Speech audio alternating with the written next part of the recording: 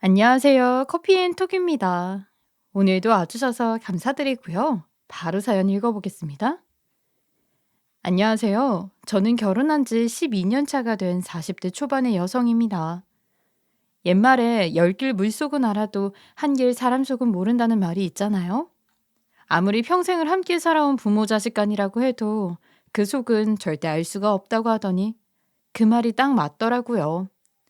사람이 세상을 살다 보면 이런 일도 겪고 저런 일도 겪을 수 있는 법이지만 아무래도 이번에 겪은 이 일이 제 마음속에는 오랫동안 두고두고 남아있을 것 같네요. 저는 현재 시장에서 전을 팔면서 딸 하나, 아들 하나 키우고 있어요. 그리고 제 남편은 공사장에서 일을 했죠. 저희 두 사람은 아는 분의 소개를 통해 만나게 되었고, 연애한 지 1년 만에 서로에게 푹 빠져서 결혼까지 결심하게 되었어요. 사실 이제 와서 하는 말이지만 저희 두 사람은 경제적으로 어렵던 시기에 만나서 참 많은 고생을 해야 했죠. 물론 지금은 착한 시어머니를 만나 시장에 나가서 전이라도 팔고 돈을 벌어 연명을 하고 있지만 결혼 전까지만 해도 저는 여러 아르바이트를 전전하면서 살았어요. 그리고 저희 남편은 공사 현장을 옮겨 다니면서 일당을 받으며 살았던 상황이었고요. 심지어 여름, 겨울에는 공사 일이 많지 않다 보니 아예 돈을 벌지 못하는 일이 허다했어요. 그래서 양가 부모님께서는 걱정을 많이 하셨죠. 물론 반대를 하시는 건 아니었지만 둘 다 안정적으로 돈을 벌지 못하니 어떻게 먹고 살겠다고 그러냐는 말씀을 많이 하셨죠. 그러나 그때 당시에 저희 두 사람은 너무 사랑해서 모두의 걱정을 꺾고 결혼을 밀어붙였어요. 그렇게 저희 두 사람은 식을 올리게 되었고 본격적으로 결혼 생활을 하게 되었죠. 사실 주변 사람들은 시댁 식구들이랑 가깝게 살면 시집살이를 당해서 힘들 거라고 최대한 멀리 떨어진 곳에서 집을 얻으라는 말을 많이 하셨어요. 어차피 남편도 전국 공사 현장을 옮겨 다니는 판국에 신혼집을 어디에 얻든지 무슨 상관이냐면서요. 그러나 저희 두 사람은 경제적 여유가 있는 상황이 아니었기에 시댁에 있는 문간방에서 신혼살림을 차리게 되었죠. 물론 저도 시집살이를 걱정 안 할 수는 없었어요. 그러나 제 위로 착한 형님이 한 분 계셔서 큰 문제는 없었어요. 형님은 바깥 일을 하다가도 저희 부부에게 일이 생기면 앞뒤 가리지 않고 달려와 주셨고, 모르는 게 있으면 하나하나 붙잡고 가르쳐 주셨거든요. 하지만 결혼 초에는 시어머니와 이런저런 일로 부딪히는 일이 많았어요. 얘 둘째야, 마당에 깨 말려 놓은 거 네가 치웠냐? 네, 어머니. 곧 비 올 것 같아서 통에 넣어 안에 들여놨는데요. 아이고, 그걸 치우면 어떡해. 내가 비 오기 전까지 더 말려 놓으려고 꺼내 놓은 건데. 죄송해요, 어머니. 지금 들어가서 바로 가지고 나올게요. 아이, 됐다. 걘 또 가지고 들락날락 하면서 사고 칠라. 내가 할 테니 그냥 놔둬라. 어머니, 너무 그러지 마세요. 동서도 하늘이 어두워지니까 비 맞으면 안 될 것 같아서 들여놓은 거겠죠. 아이, 그래도 이런 건 나한테 물어봤어야지. 얘 첫째야. 이왕 이렇게 된 김에 네가 둘째 잡고 잘 가르쳐라. 예, 어머니, 제가 잘 얘기할게요. 이런 일이 생길 때마다 형님은 재빠르게 제 옆에 다가와서 방패막이 되어주셨어요. 물론 시어머니도 며느리 잡아먹고 괴롭히는 나쁜 분은 아니었어요. 그냥 성격이 조금 까탈스러워 맞추기가 힘들었던 것이었죠. 그래서 신혼 초에는 이런 식으로 자꾸 부딪히다 보니 많이 버거웠던 것 같아요. 그래도 제 옆에 형님이 계셔서 다행이었어요. 지금 생각해보면 신혼 초에 시어머니를 혼자 감당해야 했다면 저는 못 살았을 것 같아요. 남편을 사랑하기는 했지만 그때 제 나이는 너무 어렸고 철이 없었던 때였거든요. 그래도 사람은 적응의 동물이라고 하잖아요. 처음에는 괜히 문간방에 신혼방을 차리겠다고 큰 소리를 쳤나? 라는 생각이 들었을 정도로 시어머니가 너무 무섭고 힘들었던 것 같아요. 그러나 시간이 지나면서 저도 까탈스러운 시어머니에게 점점 적응이 되었죠. 그래서인지 시어머니는 원래 그런 분이구나 하면서 받아들이게 되고 마음의 여유를 되찾을 수 있었어요. 그리고 시댁 식구들을 잘 챙기려고 노력하게 되었죠. 그래서인지 시어머니도 제 마음을 아시고 저를 예뻐하시기 시작했어요. 어느 순간부터 저를 딸처럼 대해주시기 시작했죠. 그리고 경제적으로 힘든 저희 가족을 위해서 조금이라도 도움이 되려고 하셨어요. 어느 날 시어머니는 뜬금없이 저에게 전을 만들어 보라고 하신 적이 있어요. 예, 수경아. 오늘 점심에는 김치전이랑 빈대떡 좀 부쳐 먹자. 네? 오늘 비 오는 날도 아닌데 저는 왜요? 어머니 기름진 음식 안 좋아하시잖아요. 아니, 내가 그냥 먹고 싶어서 그러니까 그 전 좀 다양하게 해서 좀 만들어 와봐. 웬만하면 녹두전도 해주면 좋고. 기름진 음식은 입에도 안 대시는 시어머니가 갑자기 전을 해오라고 하시니 저는 조금 이상하게 느껴지더라고요. 이게 대체 무슨 일인가 싶었지만 일단 시키는 대로 다양하게 전을 만들어서 가져다 드렸어요. 그런데 시어머니가 전을 한 입씩 드시더니 이 정도면 됐다고 하시는 거예요. 처음에는 무슨 말씀을 하시는 건가 싶었죠. 그래서 영문 모르겠다는 표정을 하고 시어머니를 쳐다봤었어요. 그랬더니 시어머니는 서랍에서 시장 자리 계약서를 꺼내 저에게 주셨죠. 어머니, 이건 시장 계약서잖아요. 이걸 왜 저한테 주세요? 너 언제까지 아르바이트만 할 거야? 이제 힘든 일은 그만하고 시장 자리 잡아놓은 곳에서 전장사나 한번 해봐라. 어머니, 저는 이거 못 받아요. 시장 구석 자릿세도 싼 게 아닌데 이런 곳에 돈을 쓰시면 어떻게 해요? 아이, 종혁이는 주구장창 공사장이나 다니고 있는데 너라도 안정적인 상황을 만들어 놔야지. 그러니까 장사 한번 해보자. 어머니, 아무리 그래도 이건 아닌 것 같아요. 저 그냥 하던 대로 아르바이트 하면서 살게요. 이거 얼른 가서 취소하세요. 저는 너무 부담스러운 마음에 계속해서 시어머니의 제안을 거절했죠. 그랬더니 시어머니는 서운하셨나 봐요. 시장 자리 계약서 안 받으면 앞으로 제 얼굴을 안 보고 살겠다고 강경하게 나오셨죠. 결국 저는 시어머니의 말씀을 듣기로 했고 시장 구석에서 전 포장마차를 차렸어요. 처음에는 제가 할 수 있을까 하는 걱정도 있었는데 나름대로 전 연구도 하면서 열심히 하다 보니 노력이 배신하지는 않더라고요. 그렇게 몇 개월 정도 꾸준히 시장에 나가 장사를 하다 보니 단골도 생기게 되고 수익도 꾸준히 올라가는 것이 눈에 보였어요. 그래서 시어머니 말씀 듣기 참 잘했다 생각하게 되었죠. 그러나 평화로운 저희 집에도 문제가 하나 있었어요. 바로 남편이었죠. 사실 저희 남편은 평소에 외박을 밥 먹듯이 하는 편이었고 술도 엄청 마셔댔어요. 신혼 초에는 못 들어오면 미리 연락이라도 해줬는데 어느 순간부터는 본인 마음대로 망나니처럼 살기 시작했어요.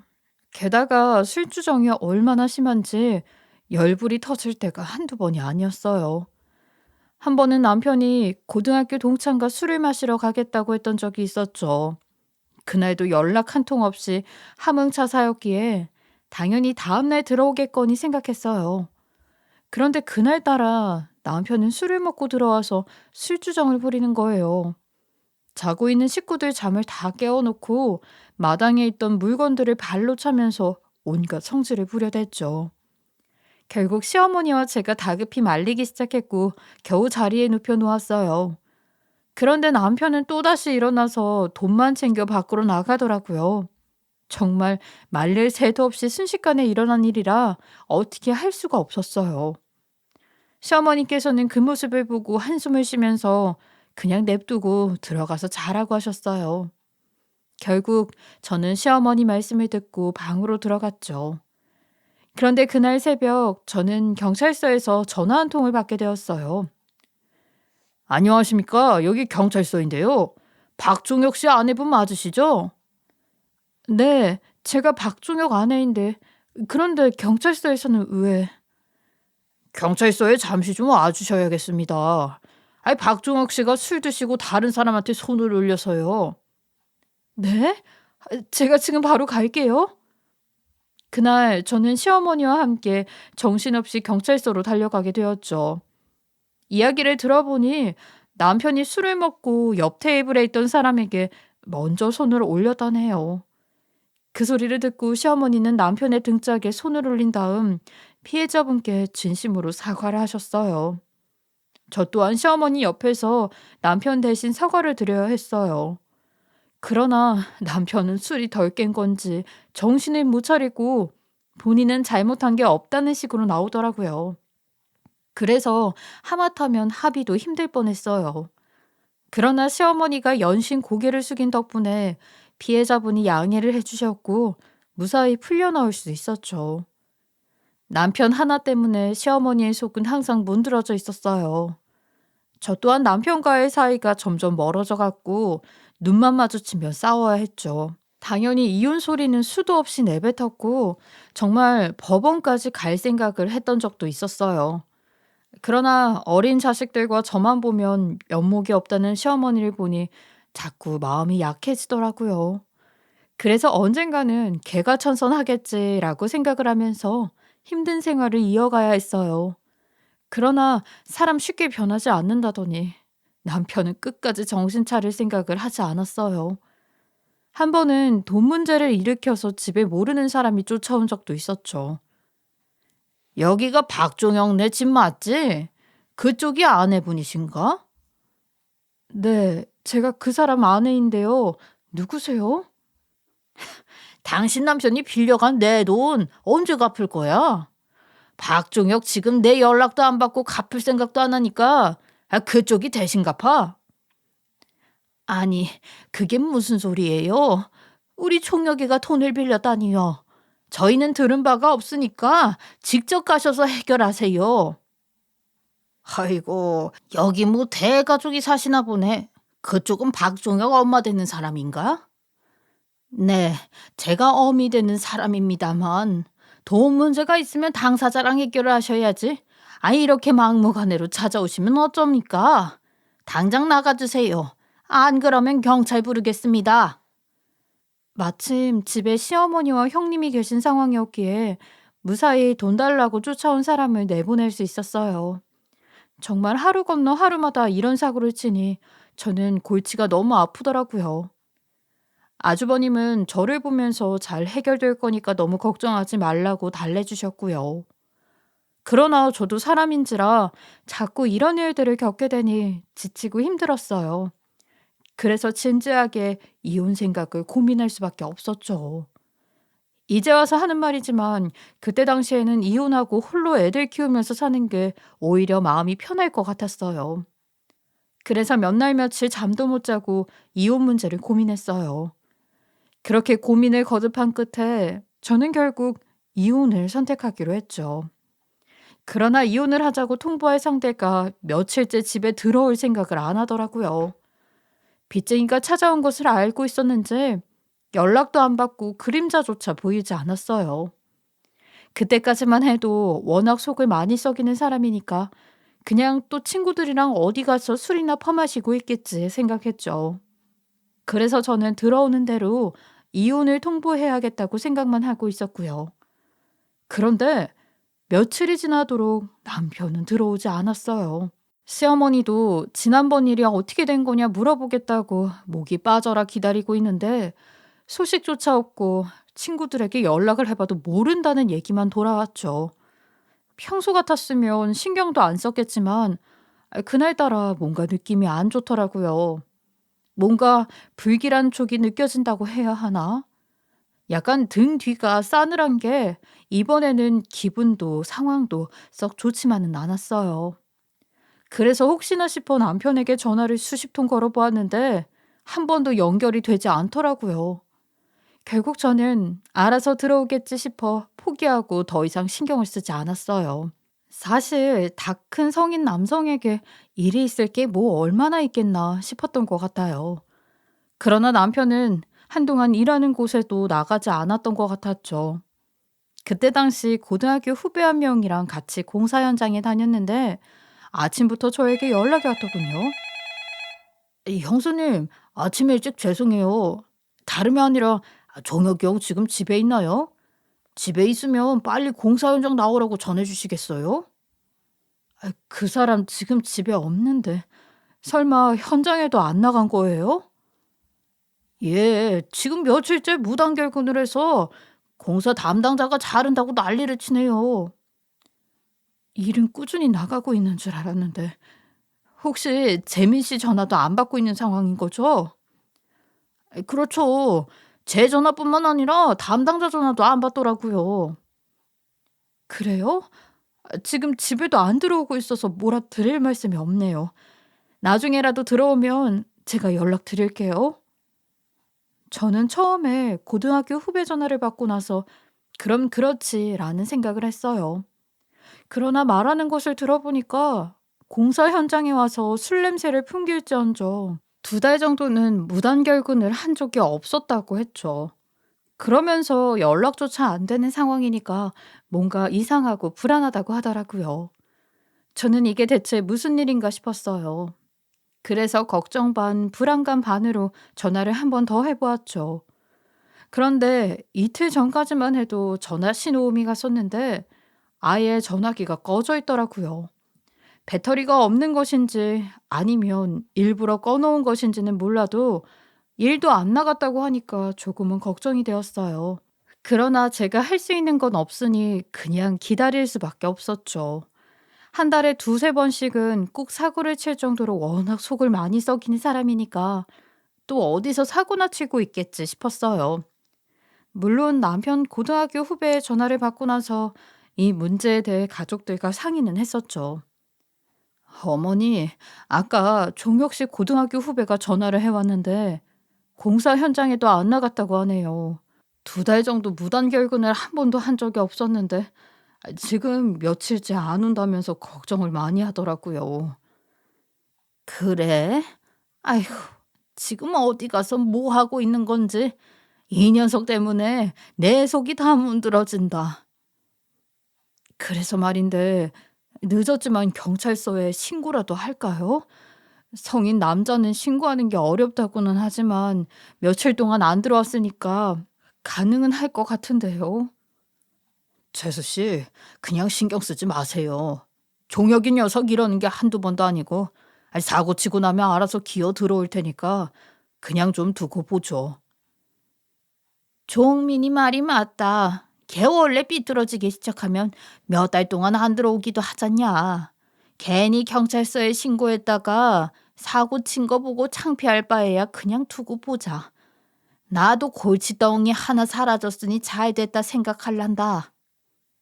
남편이 없어졌는데도 가족들은 찾을 생각을 하지 않았어요. 저도 오히려 남편이 눈앞에서 안 보이니까 속이 시원했죠. 사람 없어진 것으로 이런 말을 하면 안 되지만 알탱이가 하나 빠져나간 것처럼 바람이 솔솔 들어오는 게 살 것 같았어요.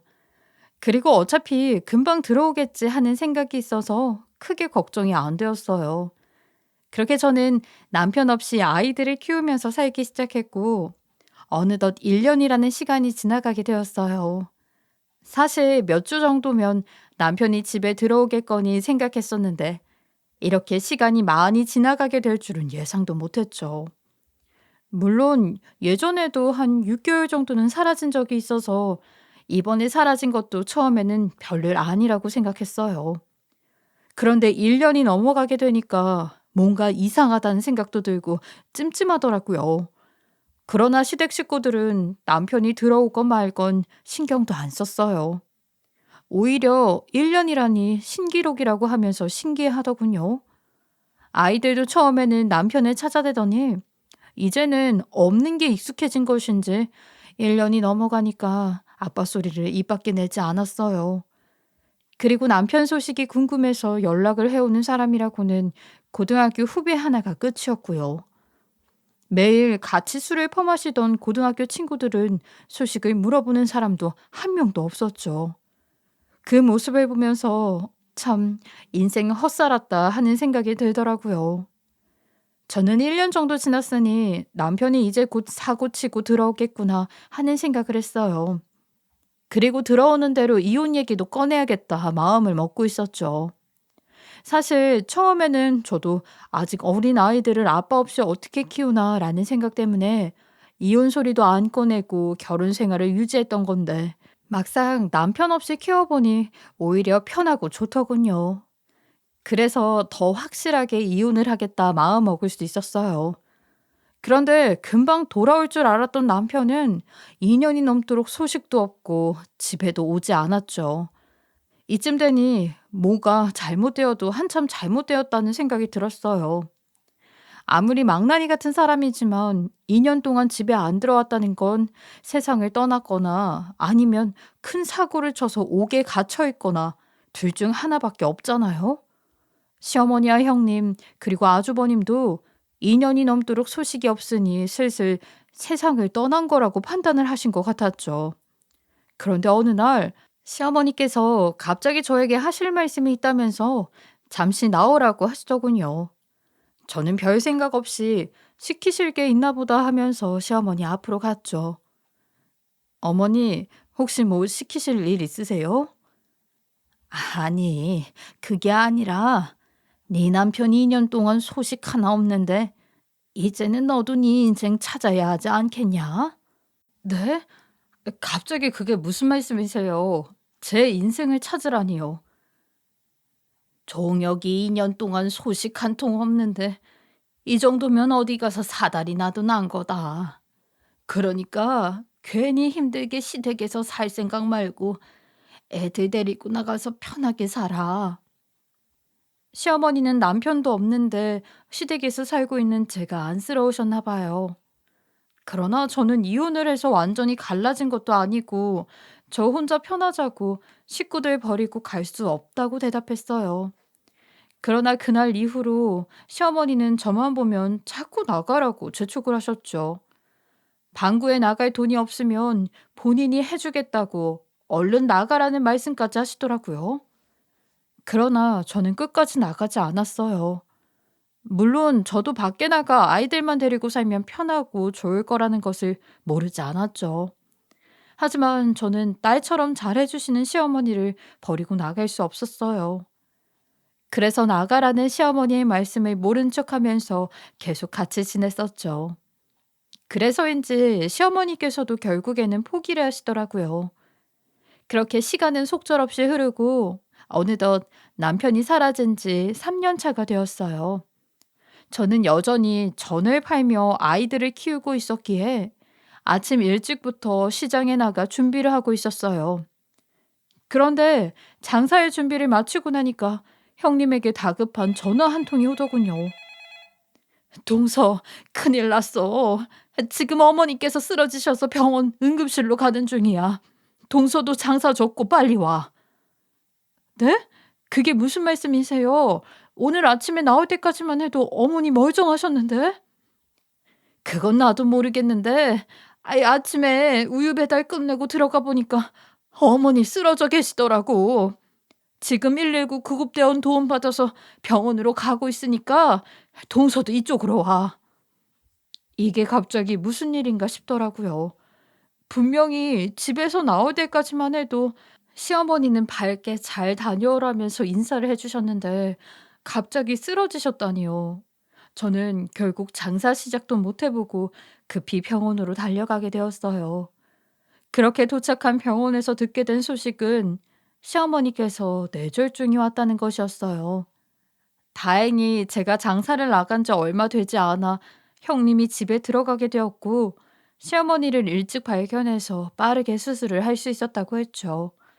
덕분에 목숨은 잃지 않아도 됐었고요. 다만 문제가 있다면 뇌졸중으로 인해 언어 장애가 생기고 마비 증상이 남아 있어서 일상생활에 불편함이 생겼다는 거예요. 그래서 시어머니는 많이 힘들어 하셨죠. 형님과 저는 그런 시어머니가 너무 안쓰러웠어요. 그래서 시어머니 옆에 붙어서 간병도 해드리고 이것저것 뇌졸중에 좋다는 것들을 구해다 드리기도 했죠. 그러던 중 형님이 아는 분을 통해서 뇌졸중에 좋은 약초를 알아냈다고 하시는 거예요.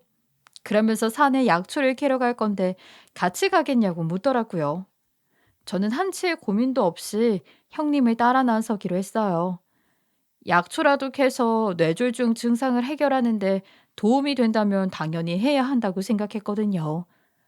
그렇게 다음 날부터 형님과 저는 바다 주변 땅에서 자란다는 방풍도 뜯으러 가고 뇌질환에 좋다는 약초도 캐기 위해 여기저기 동네 산으로 들로 찾아다녔어요. 아무래도 둘 다 약초를 캐본 적이 없다 보니 어디서 어떻게 찾아야 할지 막막하더라고요. 제대로 된 정보가 없으니 그냥 무작정 주변 뒷산 같은 곳들을 찾아갈 수밖에 없었죠. 그러나 생각했던 것보다 약초가 눈에 안 보이는 거예요. 형님, 아무리 봐도 약초가 안 보이는데요. 말씀하신 약초 방풍처럼 특수한 환경에서 자라는 거 아니에요? 인터넷에서 찾아보니까 그냥 산에서 자란다고 적혀 있던데 조금 더 깊은 곳으로 들어가야 하나? 2시간을 넘게 들어왔는데 안 보이는 것을 봐서는 아무래도 여기에 그 약초가 없는 것 같아요. 그렇지? 그럼 내일 다른 산으로 가보자. 결국 그날 저희 2사람은 약초를 찾지 못하고 산을 내려와야 했어요. 그런데 다음날 아침에 형님이 원래 가기로 했던 산이 아니라 야산으로 행선지를 바꾸자고 하더라고요. 예전에 큰아버지께서 하신 말씀이 갑자기 생각났는데 사람들이 많이 다니는 산이 아니라 야산에 가야 진짜 귀한 약초들이 많이 나온다고 했다는 거예요. 사실 저는 야산이라고 하니까 덜컥 겁부터 났죠. 여자 둘이서 그 험한 산을 올라갈 수 있을까 하는 생각이 들었거든요. 그러나 형님은 야산으로 가야겠다는 생각이 확고해 보였고, 저도 시어머니를 위해서 한번 도전이나 해보자 싶었어요.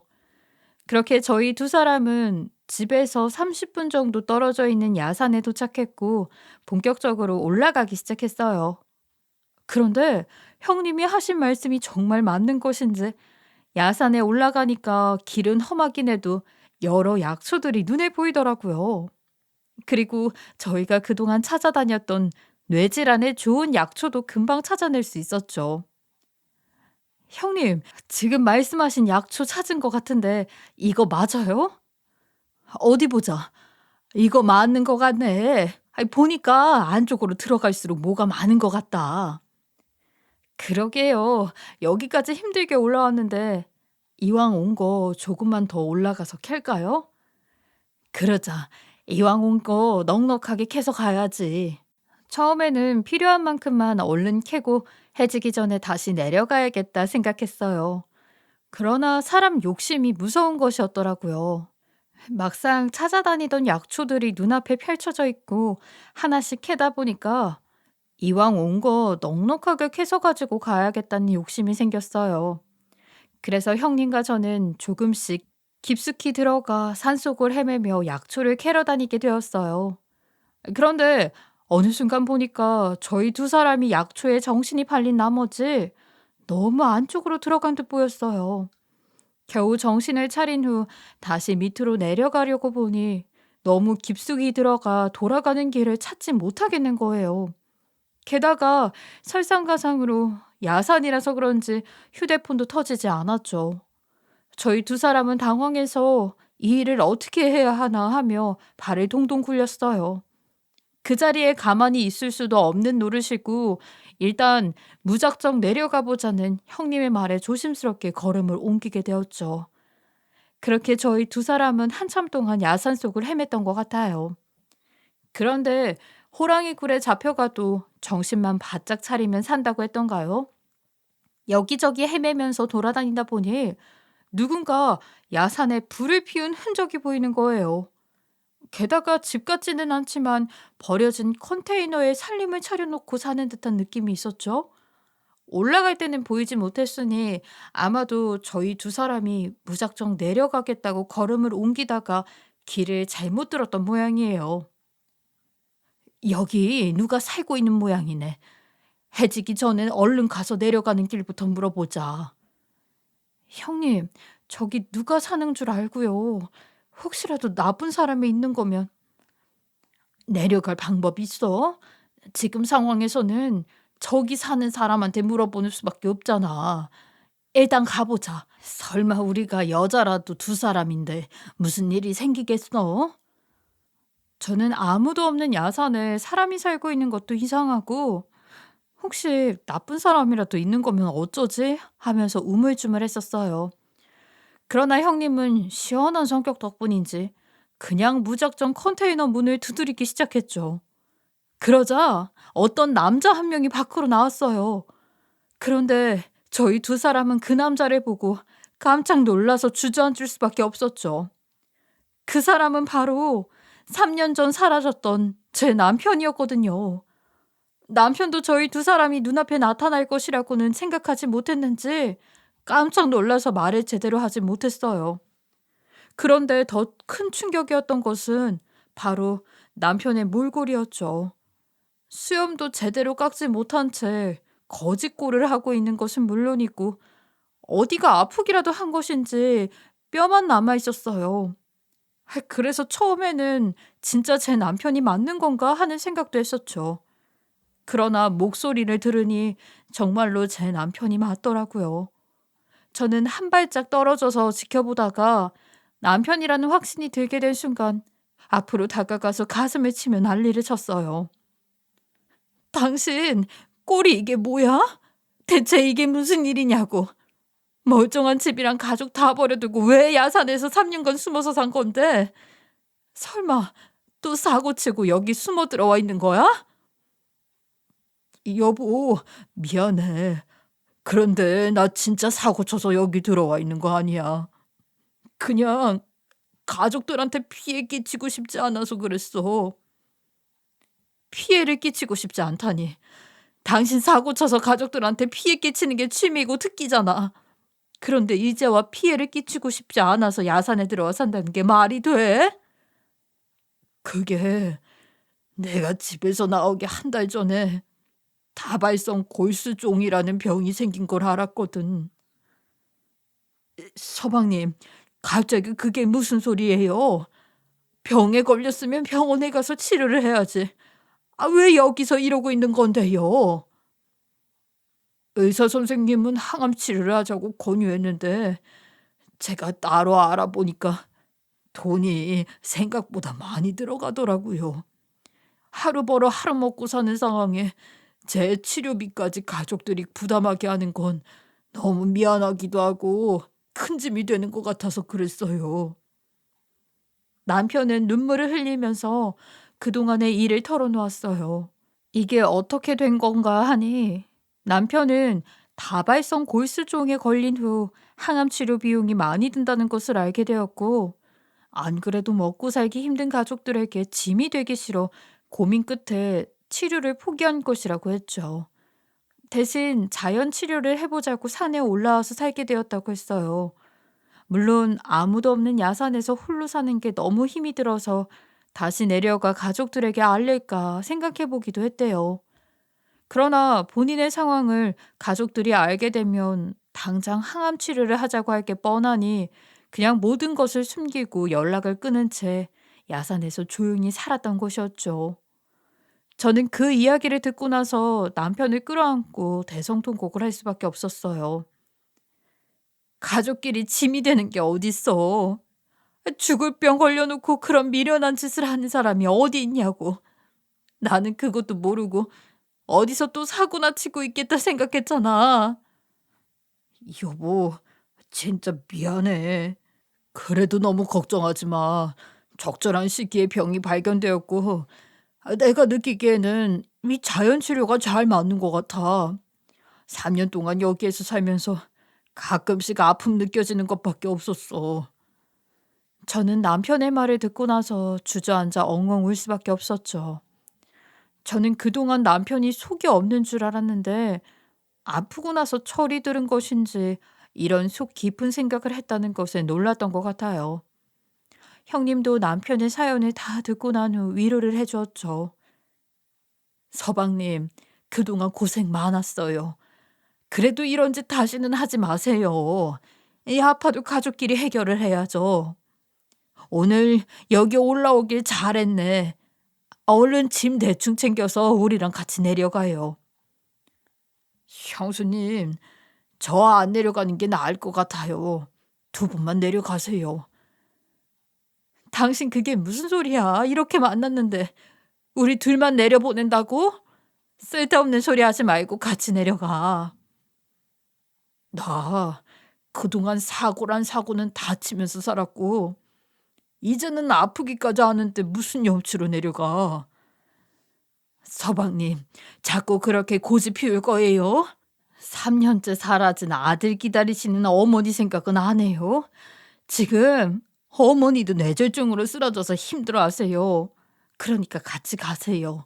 사실 가족들은 남편이 사라진 게 더 좋다고 말은 그렇게 했지만 아무리 사고치고 힘들게 했던 사람이라도 가족인데 아무 소식 없는 가족이 걱정되지 않을 리는 없었죠. 남편은 한참 동안 내려가기를 주저하다가 시어머니께서 편찮으시다고 하니까 고민을 하더라고요. 저는 야산에 살고 있는 걸 몰랐으면 모를까 만났으니 무조건 데리고 내려가야겠다 생각했어요. 저희 두 사람이 발견했으니 또 아무도 모르는 곳으로 도망가지 않을까 하는 생각이 들었기 때문이었죠. 그래서 시어머니 상황을 얘기하면서 끝까지 남편을 설득했어요. 그랬더니 남편은 시어머니가 편찮으시다고 하니까 마음을 바꿔먹고 함께 내려가겠다고 하더라고요. 그렇게 저희는 산을 내려와 대충 씻고 나서 시어머니에게 찾아갔죠. 당연히 아주버님과 시어머니는 세상을 떠난 줄 알았던 남편이 살아 돌아오니 많이 놀란 듯 보였어요. 그리고는 얼마 지나지 않아 눈물을 펑펑 흘리셨죠. 특히 시어머니는 정확하지 않은 발음으로 남편의 등짝에 손을 올리면서 힘겹게 말씀을 하셨어요. 너 3년 동안 대체 어디 있었어? 대체 꼴이 이게 뭐야? 어머니, 죄송해요. 제가 잘못했어요. 너 한 번만 더 집 나가면 다시는 못 들어올 줄 알아? 남편은 시어머니와 아주버님 앞에서 그동안 있었던 일들을 다 털어놓았어요. 그러자 두 분은 엄청 놀라면서 대체 무슨 말도 안 되는 짓을 하고 있었던 거냐고 당장 병원에 가자고 하셨죠. 그러나 남편은 가족들에게 짐이 되느니 다시 야산에 올라가서 살겠다는 말을 하는 거예요. 당연히 가족들은 절대 안 될 말이라고 늦었지만 이제부터라도 전문적인 치료를 받아야 한다고 했죠. 덕분에 한동안 집안에서는 남편의 치료 문제로 실랑이가 벌어지게 되었어요. 저 치료받으려고 내려온 거 아니에요. 어머니께서 뇌졸중으로 편찮으시다고 해서 걱정이 돼서 왔어요. 아프면 치료를 받아야지. 아이 그렇게 치료를 포기해버리면 남아있는 네 자식들은 어쩌라고. 아무리 그러셔도 제 마음은 바뀌지 않아요. 자꾸 치료받으라고 하시면 다시 아무도 모르는 야산으로 숨어들 거예요. 애미 앞에서 목숨으로 겁주는 거냐? 너는 어째 항상 네 생각만 해. 시어머니는 결국 남편에게 소리를 치며 눈물을 흘리셨죠. 그리고 아주버님도 시어머니가 자식 보내고 제대로 살 수나 있겠냐면서 설득을 하기 시작했어요. 결국 남편은 가족들의 설득에 병원에 찾아가게 되었죠. 남편은 병원에 도착해서 상태를 볼 겸 여러 가지 검사를 진행했어요. 그리고 의사 선생님을 만나 뵙게 되었죠. 남편은 자연 치료를 하면서 상태가 많이 좋아졌을 것이라고 이야기를 했지만 검사 결과는 확인해 보니 상황은 좋지 않았어요. 거의 말기에 가까운 상태였고 항암 치료도 효과가 없을 가능성이 높다고 했죠. 그러나 저는 3년 만에 만나게 된 남편을 포기할 수가 없었어요.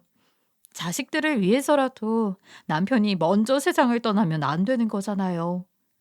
그래서 어떻게든 남편을 설득해서 항암 치료를 하게 만들려고 했죠. 여보, 항암 치료 한 번만 해보자. 우리 성빈이, 성준이 위해서라도 한 번만 노력해보자. 의사 선생님께서 항암 치료 효과 없을 거라고 하잖아. 그냥 나는 가족들이랑 남아있는 시간 보낼래. 나는 당신 그렇게 못 보내. 그러니까 제발 항암 치료 한 번만 해보자. 혹시 알아? 당신은 항암 치료 효과가 있을지도 모르잖아. 저는 대성통곡을 하면서 남편을 설득하려고 했어요. 그리고 시어머니와 형님, 아주버님도 남편이 한 번만이라도 항암 치료를 받기 원했는지 얼굴만 보면 자꾸 치료를 받으러 가자는 말씀을 하셨죠. 가족들의 성화에 결국 남편은 뜻을 받아들였고 곧장 입원해서 치료를 시작하게 되었어요. 독한 항암 치료 약을 사용하면서 남편은 정말 힘들어했죠. 제대로 먹지도 자지도 못해서 안쓰러웠지만 저는 나쁜 사람 소리를 듣더라도 욕심을 부릴 수밖에 없었어요. 물론 여명이 얼마 남지 않은 사람한테 억지로 치료를 받게 하는 게 이기주의로 비춰질 수 있을 거예요. 그러나 저희 가족들에게는 항암 치료가 유일한 희망이었기에 포기가 안 되더라고요.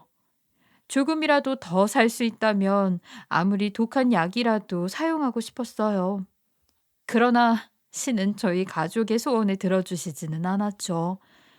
남편은 정말 많은 노력을 했음에도 항암 치료의 효과를 볼 수 없었거든요. 결국 남편은 항암 치료를 마무리하고 다시 집으로 돌아오게 되었고, 가족들과 마지막 시간을 보내게 되었죠. 남편은 남아있는 시간을 보내면서 그동안 하고 싶어 했던 것들을 다 했어요. 처음으로 가족여행이라는 것도 가보고, 그동안 살았던 산에도 다시 올라가 보기도 하고, 아이들과의 시간도 보냈죠. 사실 저는 그 모습을 보면서 남편이 1년이라도 더 살았으면 좋겠다는 마음이 있었어요. 그러나 남편은 의사 선생님께서 말씀해 주신 것처럼 6개월을 채우고 하늘의 별이 되었죠. 저는 남편이 떠나기 며칠 전부터 자연 치료를 하게 그대로 놔뒀다면 더 살 수 있지 않았을까?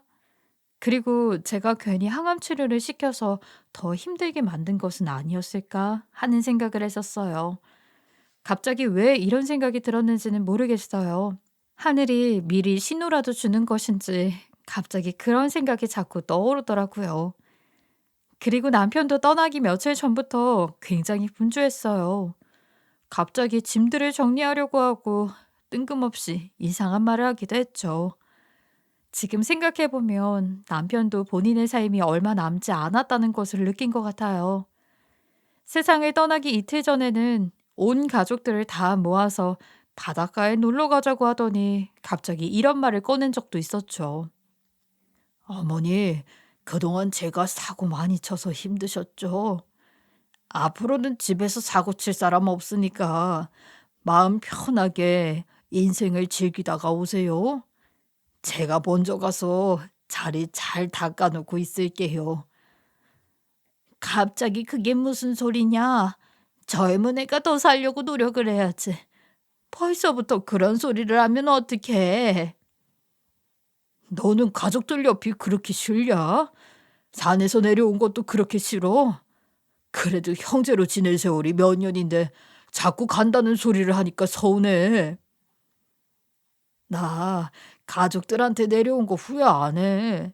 잠시뿐이겠지만 가족들과 시간을 보내고 못다한 이야기들을 나눌 수 있어서 좋아. 그런데 나한테 허락된 시간이 얼마 없는 것 같네.